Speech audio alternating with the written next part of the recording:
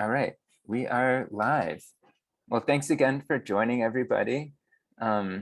This is the Big Green and Boulder County Farm to Early Childhood Education Center Garden Chat, Garden Club, whatever you'd like to call it.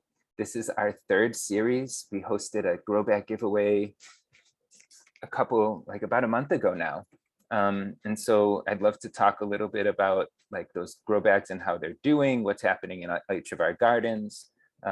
We do have Spanish interpretation on the Zoom today. So if anybody needs interpretation, si algunas personas necesitan español hoy, tenemos interpretación, we have interpretation. And to access it, you just need to click on the interpretation button at the bottom and select Spanish. Solo necesitas empujar el botón interpretación y uso el channel español, Spanish. Okay, and with that, I'd like to make some brief introductions. First, thank you to Tonya Johnson, who is our interpreter today. Although we can't hear her, so just thank you so much for being here. Nicole is on Team Big Green. She's helping us on the back end with recording and all of that. Stephanie, would you like to introduce yourself, Miss Dillingham? Yeah, sure. I'm Stephanie Dillingham. I work with the Farm to ECE program with Boulder County Public Health. And you guys have probably seen me out delivering stuff to at various times, but it's nice to be here and I'm excited to hear the presentation tonight. Awesome, thanks so much for joining. Tim, would you like to introduce yourself a little bit? Sure. Hey everyone, glad to be here tonight. Yeah, my name's Tim Villard. Pronouns are he, him. I work for Growing Gardens, and so for several years now, this is my second year in this role with them. We've been growing seedlings for this ECE Farm to School program that Stephanie helps manage, and then this year with Big Green, kind of looped in some more of these educational components. So fun to be joining you all tonight. Growing Gardens is based in Boulder. We have a farm in Boulder. We have a farm in Longmont as well. I actually manage that farm, which is fully donation based. And as that is part of our food access program. So I manage our 3 food access programs that we have, focusing on farm participation and food distribution through a work trade program, seed and seedling donations in the spring, which kind of looped us in with donating to the Farm to School program here in Boulder County, and now what's the last one? Food donation. Oh, and just like general food donations to food banks in Boulder County, as well as early childhood centers as well. So yeah, I think with that, Sam, should I open up the presentation? Get started? Is there anything else to? Yeah, sure. So I don't know, Stephanie or Chrissy, if you'd like to introduce and share, just introduce yourselves at all. The idea behind these chats is they're really meant to be chats. So Tim has actually a presentation to teach us a little bit about pollination and pollinators and the importance of insects and biodiversity in our environment and the role we play as gardeners. Even if we just have some small containers, there's a lot we can do.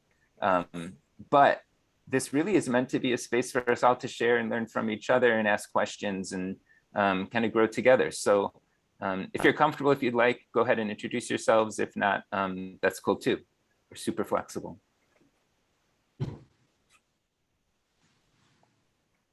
Yeah, sure. I'm Stephanie Navarez. I work at Community Montessori. I'm a Montessori teacher of primary, so that's preschool and kindergarten, mixed age classrooms. We have the extension of our classroom, which is our outdoor environment, which includes the gardens. So we work out there. We, thanks for the donations. We plant, things that we can eat out there, harvest in the fall. We have parent volunteers who will come check on the garden weekly, and they receive food donations through the county as farm to ECE program, and to help, keep watch of the garden, as well as, weed and that sort of thing. And that's kind of like their bonus. They get to take that produce home each week. Yeah, I've gotten involved this summer just, by opportunity. Well, I've appreciated the farm program so much that I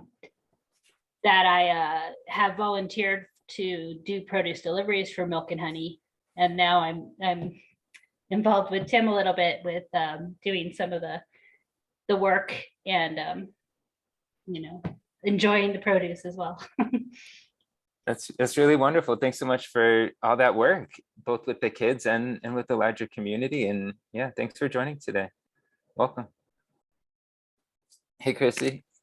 Hi, I'm Chrissy. I work at Dreammakers Preschool. I'm a co-director there, and we go year round. So our garden is doing great. We're growing some veggies and some herbs, and just here to hear about what you guys are going to say tonight. Awesome. Yeah, we Cool. really love the produce bags, and the starters are great, and it's a really fun program. Wonderful. Thanks so much for joining.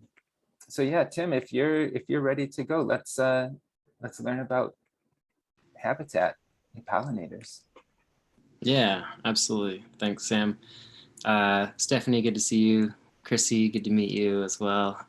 So this presentation that I'm about to jump into, and I'll just kind of chat as I get in there. Oh, here we go, on the wrong page. Gonna navigate over to the presentation.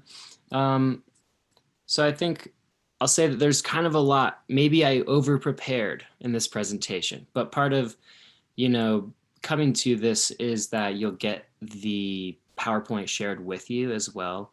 So there's a lot of opportunity for you all to dive in further. Again, also, as it is a small group right now, feel free to chime in. I might put a couple questions up there. I will put a couple questions up there. But if you all see anything of interest, just let me know. I can always pause. So I'm going to dive in here. I can always refocus what we're talking about. Okay, great. Minimized all the videos here. So pollinators in the Front Range of Colorado. Things we'll talk about: what plants support pollinators, who are they, what can you do in your own garden as well. So there's a few photos in here that I've snapped from my own gardens. So who are pollinators? We have bees, and on the left you can see we have a honeybee. Bees are actually not native, and we have a lot of native bees to North America that look maybe similar, but a little bit different. This resource, if you check it out after these few pages, they've got some great pictures. They have some specific plants at the bottom that you might want to plant that would attract these specific pollinators that we find. This is something that Growing Gardens has made. So we have all of these plants growing on our farms, or almost all of them, and they're just known to be really good at attracting these insects. And then also the paint your garden in these colors also are specific colors that attract these pollinators, because each kind of group of pollinators are attracted by different colors actually as well. So bees and butterflies, these are some of our most charismatic, most well-known pollinators. And then this slide, we're getting into a little bit lesser known ones, moths. Woolly bear is on there, pretty well known. Tomato hornworm caterpillar. Caterpillars are, will become moths once they kind of go through that phase in their life. On the right, we have beetles and flies as well. And so there's some great information on these that you can reference back to. Hummingbirds as well, obviously, pretty well known as pollinators, birds and the bees. And then bats, people bring up bats a lot as pollinators as well. In our case, in Colorado, there's actually not, these are some bats that live here, but they are not really active pollinators while they spend their time here in Colorado. They will eat a lot of insects and help out in other ways, help us, help our communities in a lot of other ways. But I think the role of pollination that these bats play actually comes out in when they migrate to more southern climates, is my understanding. So, but these are the big categories of pollinators. So I think the question here is, what do pollinators need to survive and thrive? Knowing that we're a small group and we've already opened it up, feel free to chime in there if you want to. I have a couple pages like this, and they're all followed essentially by the answers. And I'm trying to figure out how to balance between seeing you all and then not covering up my presentation. But I'll just keep going here. So the foods that pollinators need, I think we all know they need nectar. That provides sugars, vitamins, etc. Pollen is also pretty well known, but a lot of pollinators will go for salts in mud and lick that, get nutrition from there.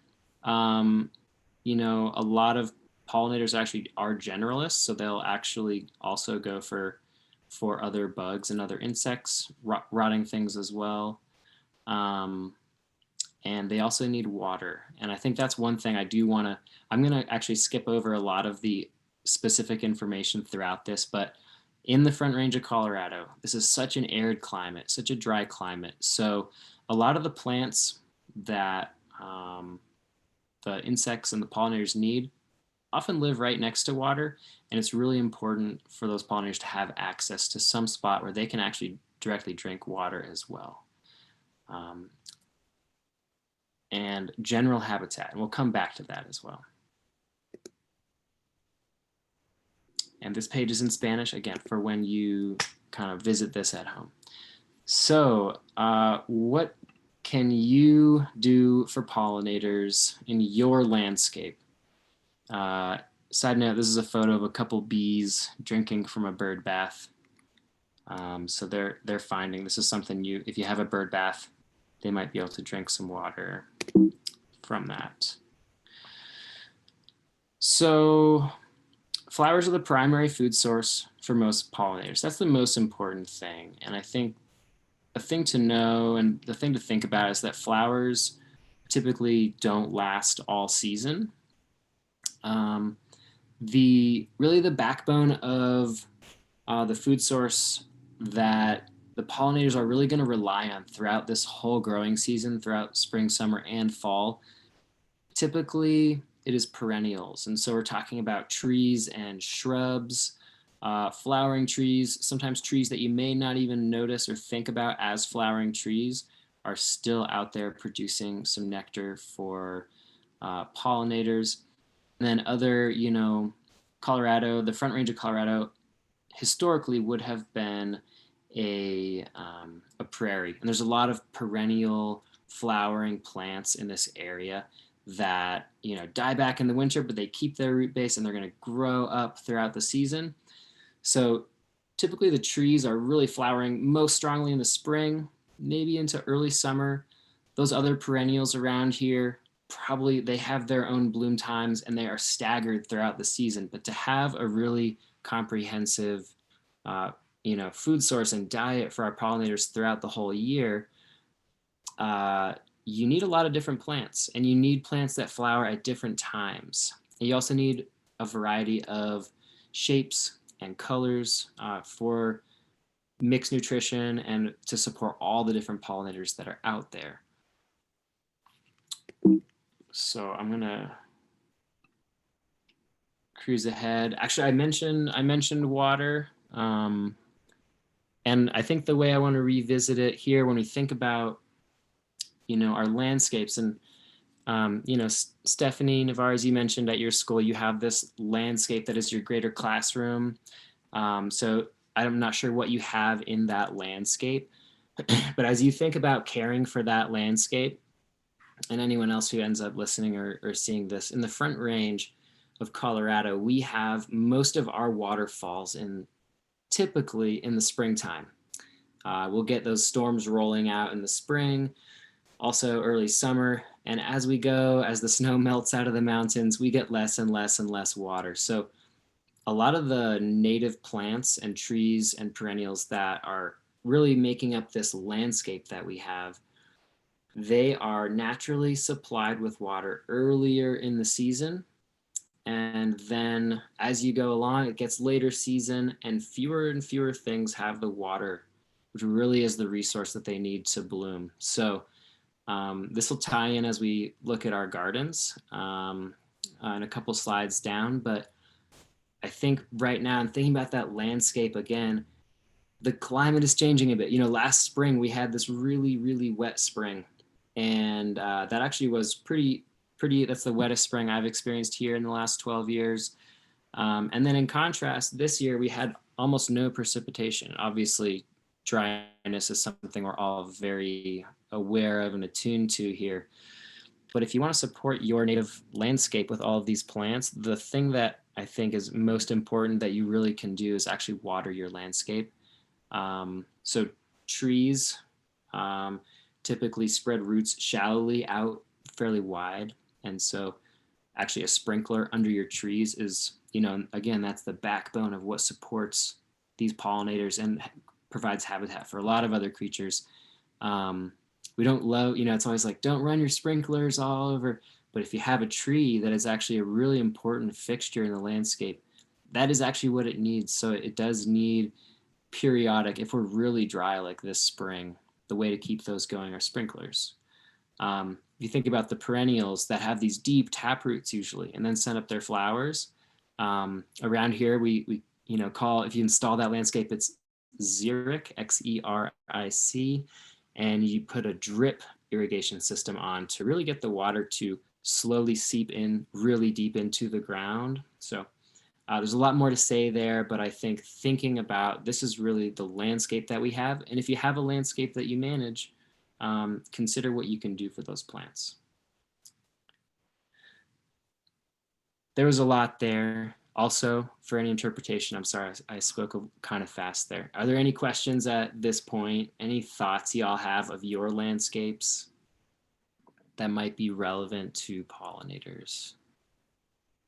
I just find it's not a question, it's just so interesting to me that, you know, we're always thinking about conservation and how important it is to like close up all of our leaks, and especially in the garden, leaky hoses are something I'm always trying to make sure I'm not wasting water.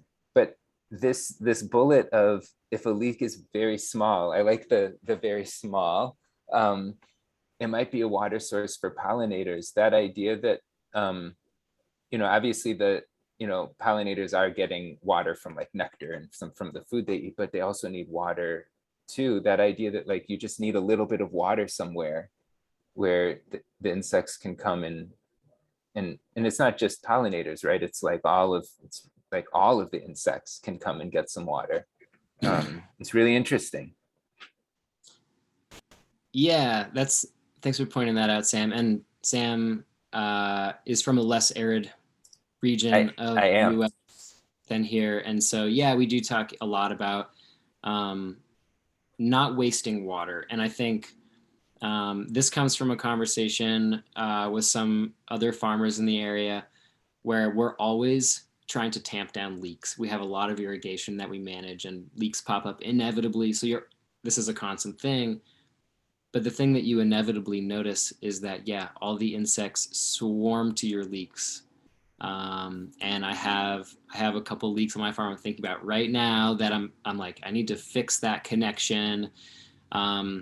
I don't really want to waste water.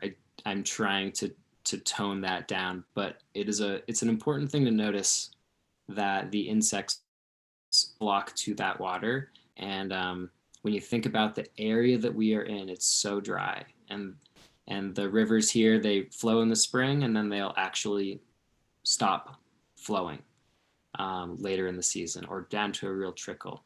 And so that water is really the most important resource for everything.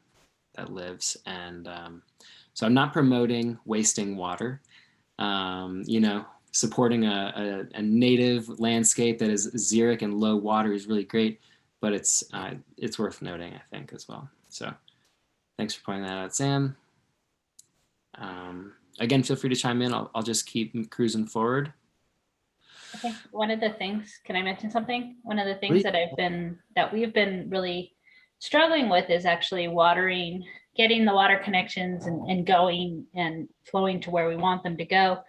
But in doing so, we had to kind of selectively choose to water certain areas versus not.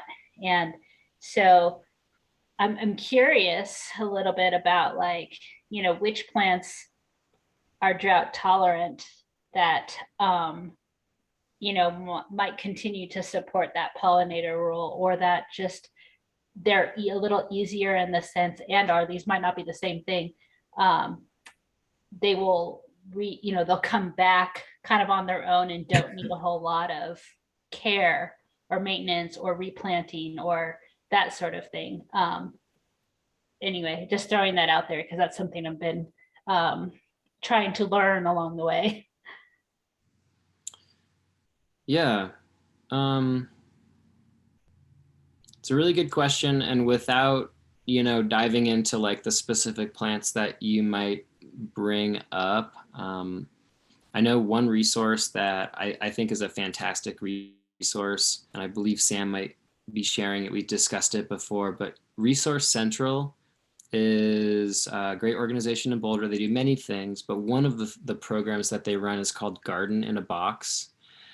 And when I bring this up, people are like, oh, I've tried to get in there and I haven't been able to purchase it. But if you actually go on their website and take a look, they have some really great online resources where they share a lot of native plants.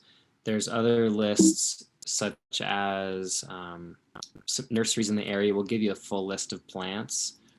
Harlequin Gardens, for example, is just one that I know. I know there are many others in the area. They'll give you a full list, and they'll actually they'll categorize plants based on their water needs and how dry they are. So I think for that specific question, part of it is your local plant nursery is going to be the expert. And then the other part of it, I think, in terms of like how you're managing it, I'll say that most of the food crops that we grow are not low water crops, but you know, we just want to kind of choose how we use our water. So where you, Stephanie, where you can get water in your landscape is probably where I would recommend, or get more water more frequently, is where I would recommend putting your vegetables and or your herbs. And a lot of the herbs can take less water, especially once they're established. But a lot of those plants, I think it's valuable. It's a worthy use of water. And I would probably design the edible landscape space around where you can get that water too. Without knowing specifics about what you're working with, those are a couple ideas I'd toss out there. And then Tim, yeah, I did just add 2 links that the folks over at Resource Central shared with us. And I'm going to be posting this on a blog on the Big Green site, so all the links will be there for everybody. But here's, they actually have an upcoming like seminar on like water-wise strategies that's coming up on June 22nd. I put the link to that here. And then you mentioned the Garden in a Box. They also wanted me to share that they're done for the spring. They'll do it again in the fall. In the spring, they have veggies, but in the fall, it's more focused on kind of natives and ornamentals, which is, you know, really applicable to this. Great. Knowing we have maybe just a few minutes left for this chat, I want to circle it back to the garden. I know that's a bit of a focus of this chat and some of the programs that we've talked about with ECE Farm to ECE programs. So a couple of things I want to know or communicate are, so we have vegetables in our garden as you're growing food that are very popular, that do produce flowers. So any fruiting crop, tomatoes, peppers, squashes, cucumbers, all of those plants, if you're creating a fruit, if you're going to eat a fruit from it, it is putting out a bunch of flowers. Squashes, for example, are really great. You'll find a lot of pollinators in there. Tomatoes, I see bees hanging off my tomato plants all the time. They love it. And knowing that those are a little bit typically more higher water plants, if they're already fruiting, they're getting some good water, you know that the nectar is flowing really well in those plants. That can even be a challenge with our native landscapes that are dry. The flowers could be out, but if there's no water for that plant, there's not a lot of nectar going. So that's a good thing to think about. Like the garden in itself is naturally, it is a good place for pollinators. When you think about a broad habitat, it may not be so big. It's good to fit in pairing it with that greater habitat, but the garden itself, usually those plants with their flowers really are providing a lot of good nectar and good food, and that's a really good supplement. It also, most of the flowering plants that you could have in your garden are going to be flowering later in the growing season. And so in the Front Range of Colorado, as we talk about a lot of our pollinator sources, these plants that in our, the backbone of what is supporting the pollinators around here, this is, I think, a really important piece of where our gardens fit in. We are putting water towards that. It's a well-worthy cause to put our water towards growing food. And so that comes in really strong in the fall. And I think that's part of why you do see pollinators just swarming gardens, because it's where the water is at. And it's where we have these flowering squashes and tomatoes and other things. And another, one more thing is if you really are trying to attract more insects to your garden, I put a couple things, letting other veggies and herbs in your garden go to flower. So if you have oregano, thyme, sage, chives, those are amazing pollination plants, pollinator attractors, and they'll go to flower, and you can let them go to flower too. And that's a great thing to do. In addition to that, a lot of your really short season crops, cilantro, dill, radishes, those are all some really great examples of things that'll be ready in like 30 or 45 days from when you put the seed in the ground. And usually, people are like, all right, harvest it and then pull it out so I can put something else back in there. But if you can get your harvest, and then eventually it's just going to send up some flowers, and it's not very good food for your salad or the kitchen, but it's really good food for pollinators. So that's I think also a really important and fun thing to do. Diversifies the flowers in your garden, brings a lot more pollinators in.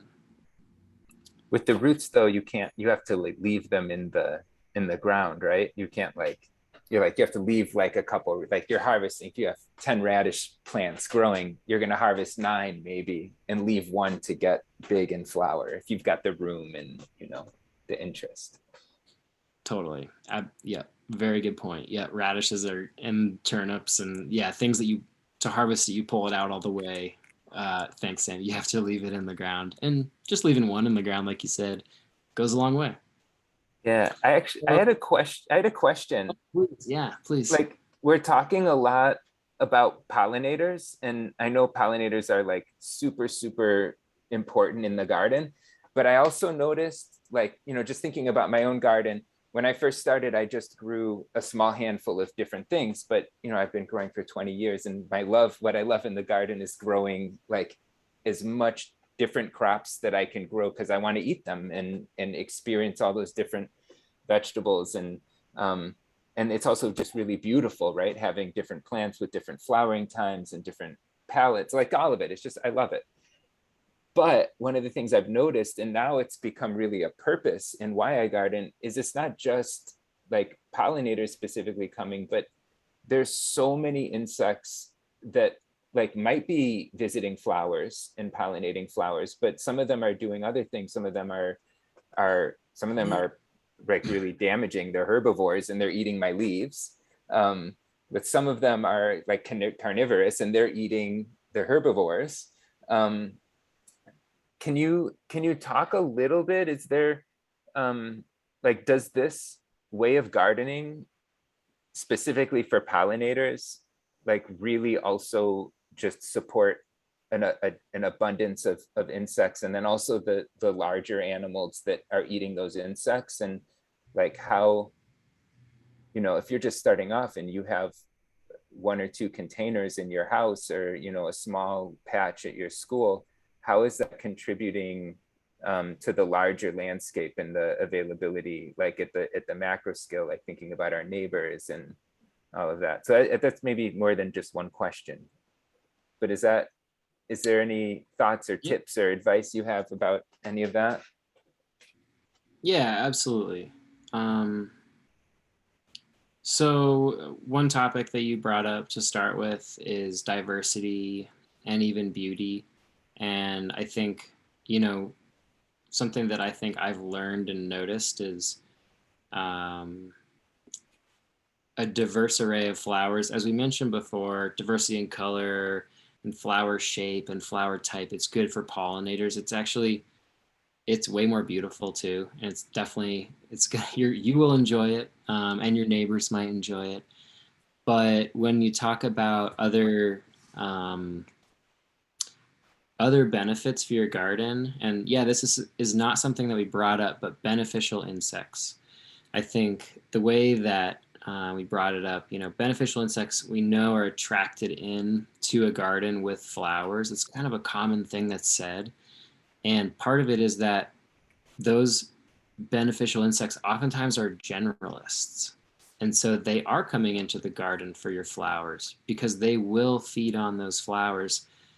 They also know there's going to be a lot of other insects in there too. So when you see an abundant landscape with flowers, they know they've got one food source, and they have a pretty good inkling they've got another food source. Like Sammy said, maybe there's some herbivores that are actually eating the leaves of your plants. So yeah, that's why adding flowers to your garden will attract beneficial insects, because a lot of times they are the generalists, and they'll say, I can eat that, I can eat that, I can eat that. And the flowers is like the signal, the most bright thing that attracts things in, or oftentimes has a really good scent that attracts those insects in. So that is another you know, great benefit. And I think what I have found is I have at my home, I have a veggie garden, and then I've gotten really into my flowering pollinator landscape right next to it. And I can absolutely say that my pest issues have plummeted.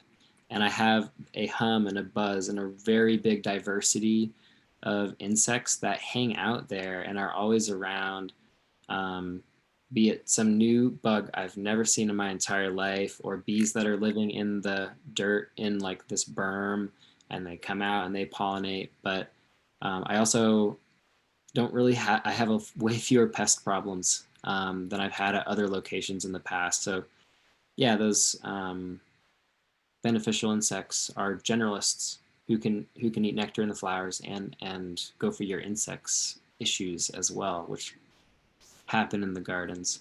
So I think if you have it, you know, any space that you have, see a way you can let something go to flower, if it's cilantro, dill, or leave that one radish. Plant some flowers as well, you know, things like zinnias and cosmos, sunflowers. They really attract a lot of insects. They're beautiful for you. You can cut them and share them with folks, but they'll add a buzz and a hum to your garden, and there's multiple benefits there. I wonder if any of the early childhood educators or co-directors on our call today have any thoughts too about the ways that you as an educator or as a school leader what are you doing now to like open your students' eyes or minds to some of that curiosity that happens when there's insects around? I know, like, when I'm in this garden with young people and like somebody finds a worm, you can't talk about anything else until you address that there's a worm there. It's like such an amazing, wonderful thing.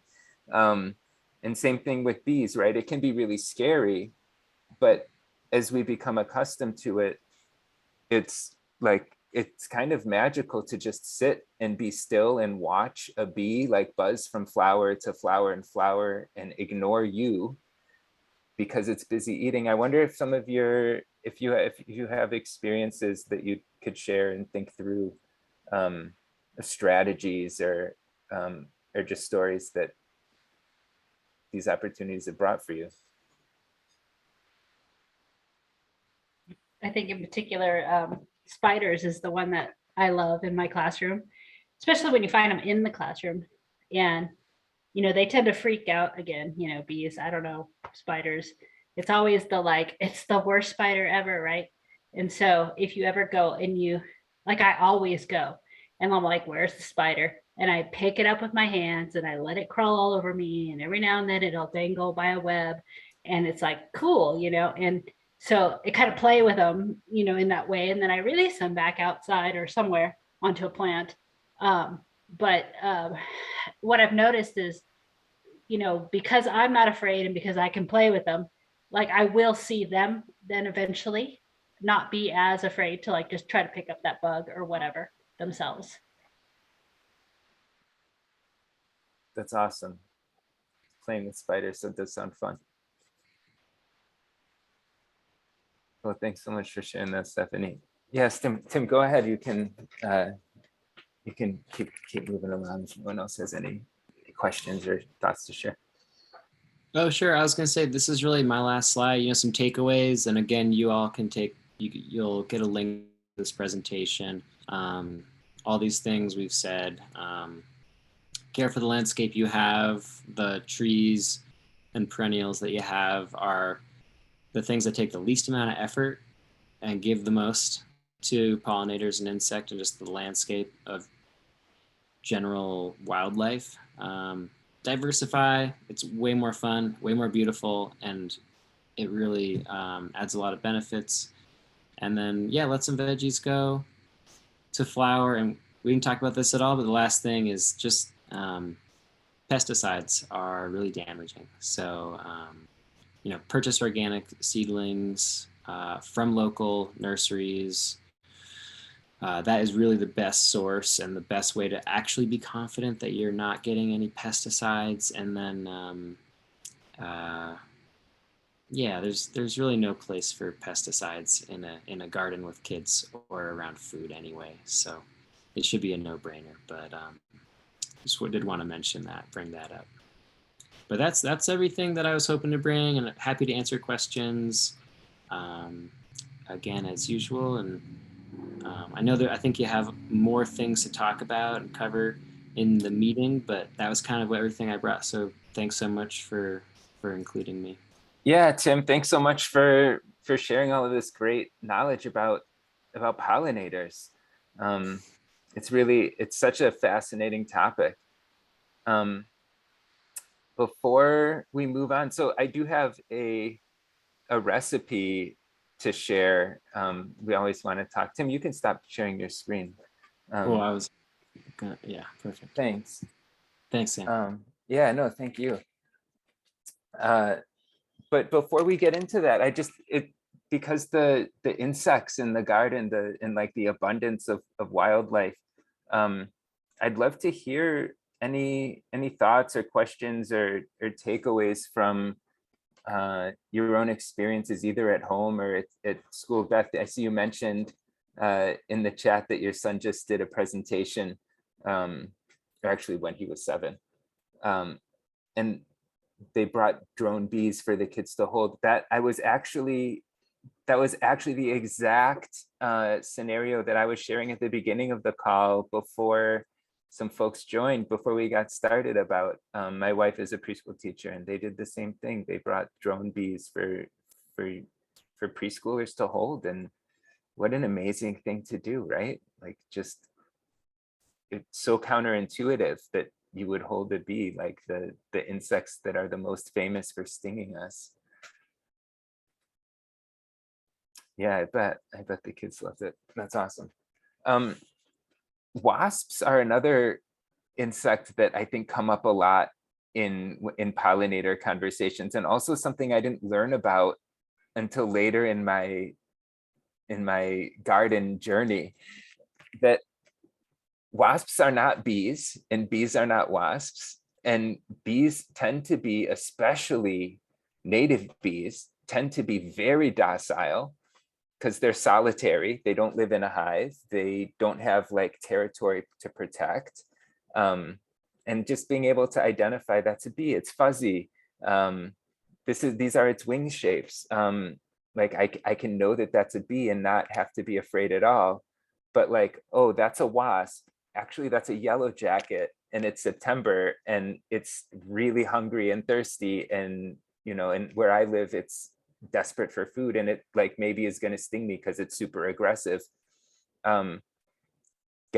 Just identifying and getting to know the differences between insects that look alike has been such an important piece of knowledge that I've learned and then have been able to share with the young people, either in school situations or even in my family, that has been so helpful.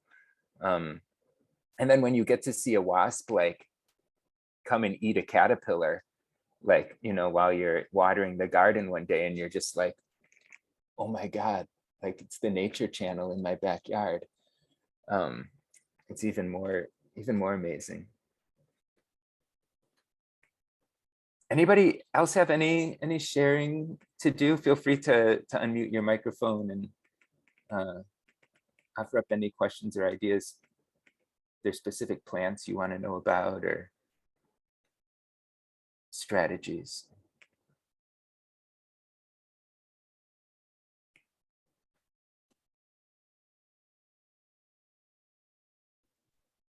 I was just gonna say that I'm glad that I can let stuff go to seed because we went on vacation and a bunch of my mustard and arugulas all went to seed and I was feeling like I need to get out in the garden and clean it all up and plant something else, but maybe I'll just leave it and be lazy.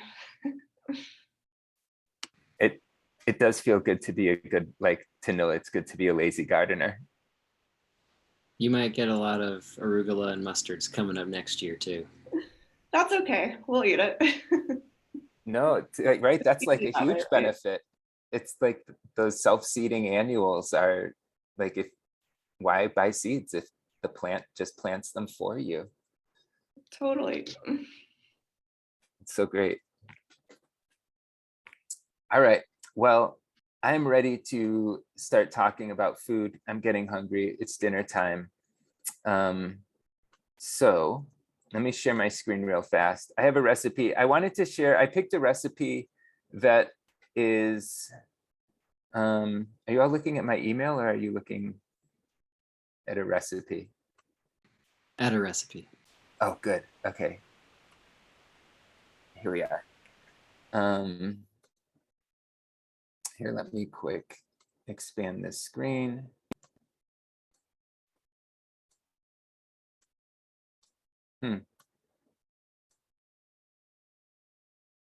Here we go. It's just being slow. So I wanted to pick a recipe that was connected to spring. It's springtime in our gardens. Like even if you don't have peas and radishes and lettuce and chives, you know, abundant in your garden right now, or mint or basil is kind of just starting to get into like its harvestable stage now. If you planted it a month ago, maybe not, maybe it's just a couple basil leaves. But I wanted to pick a recipe that was really important to the season right now, really relevant to the season right now.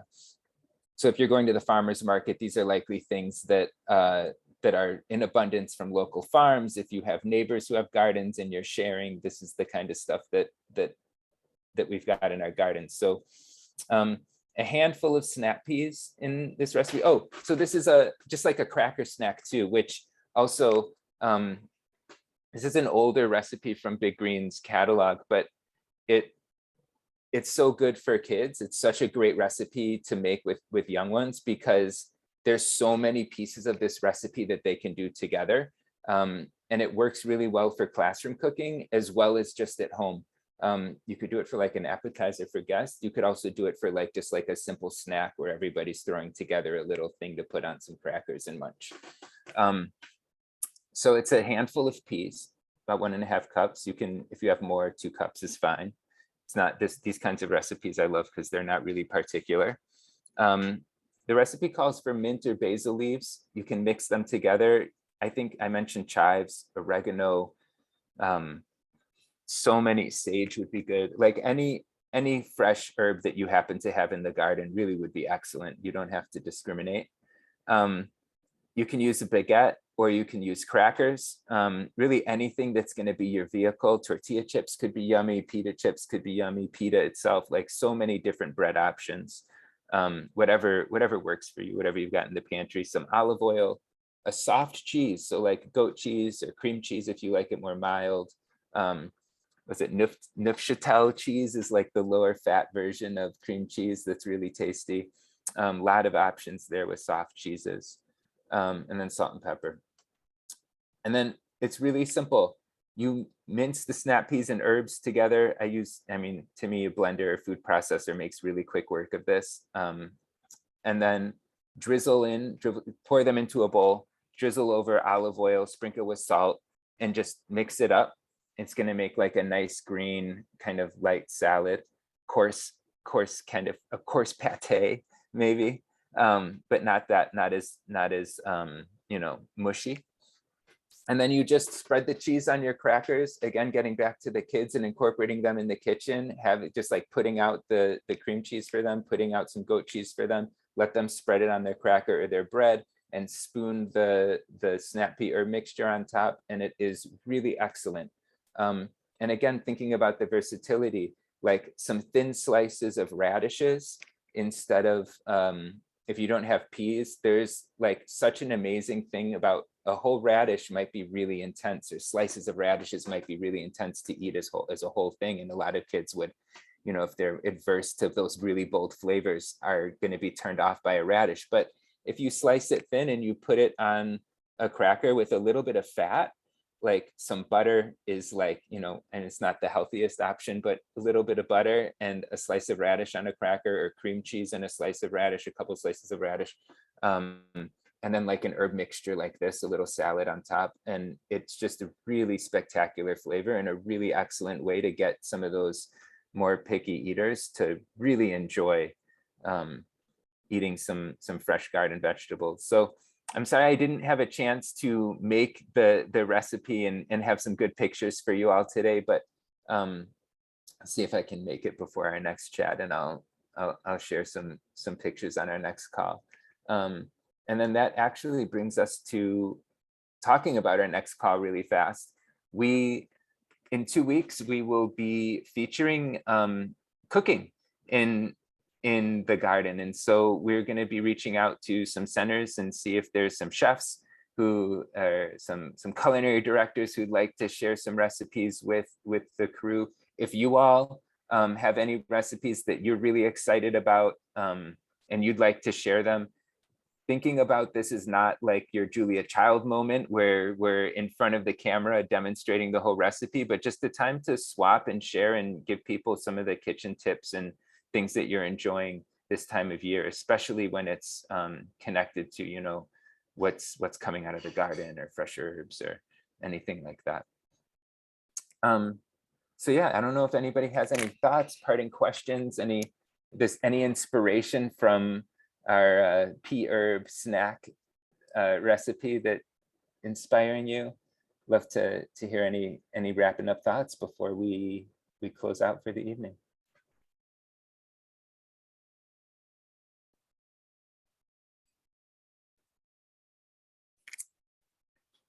Okay. Well, final thank you, Tim, so much for that amazing presentation. Beth, Chrissy, thank you for joining us. Stephanie, thank you so much for joining. And Tonya, thank you so much for your interpretation today. And I hope you all can join us in 2 weeks, and we'll really get deep into some food, and maybe we'll share some pictures of what's happening in our gardens too. I'll bring some pictures of the grow bags that we planted. And thanks, Nicole, too, for joining and recording for us. Hope you all have a great evening. See you later.